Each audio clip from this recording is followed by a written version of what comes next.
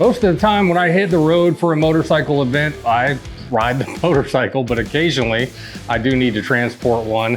Usually that is in my Ram 1500 truck, but unfortunately, recently I wrecked that thing and it's at the body shop to see if it's totaled or we're gonna get it back. But until then, I had to come up with a new solution because I'm on my way to the Distinguished Gentleman's Ride in Atlanta, Georgia, and we're gonna turn it into a little family weekend vacation as well because there's a lot of stuff to do in Atlanta, and I'm not gonna ride one of my big Harleys. I'm gonna ride the little DR-650 Suzuki I just picked up recently, which is a ton of fun.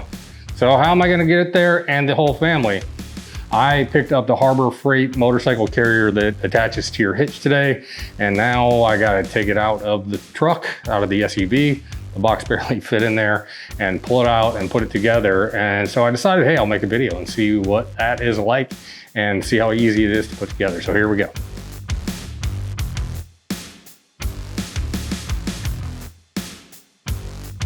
This is the 600-pound limit version, so it's a little bit heavier than what you would expect with the 400-pound limit one. All right, first things first, get this thing opened up. I'm gonna get a razor knife or something to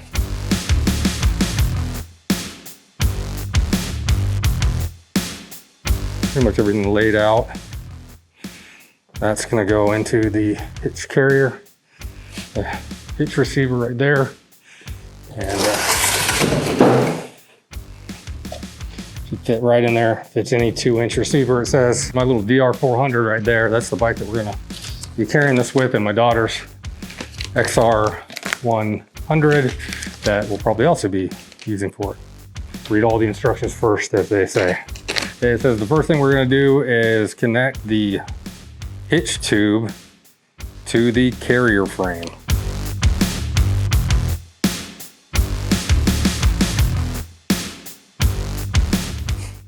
The next step is attaching the wheel chock to the frame, and it appears that it goes like this.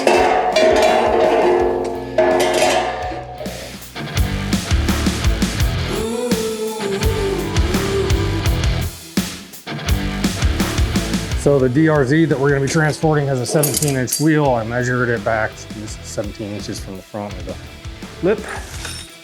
So hopefully that's what that means.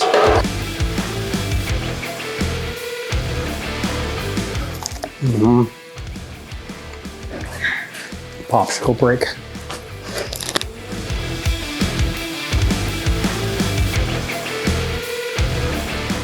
Okay, there's one last thing we got to do before we actually mount this to the hitch receiver, and that is to install this stabilizer plate. That kind of keeps the bike from moving around so much.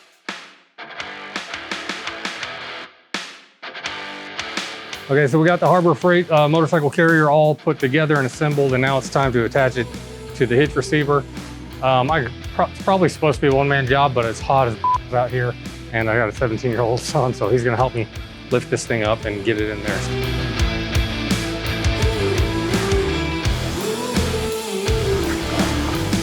All right, that wraps back the family truckster. Now we're on our way to Atlanta to see. All right, as you can see, we made it just fine here to Atlanta.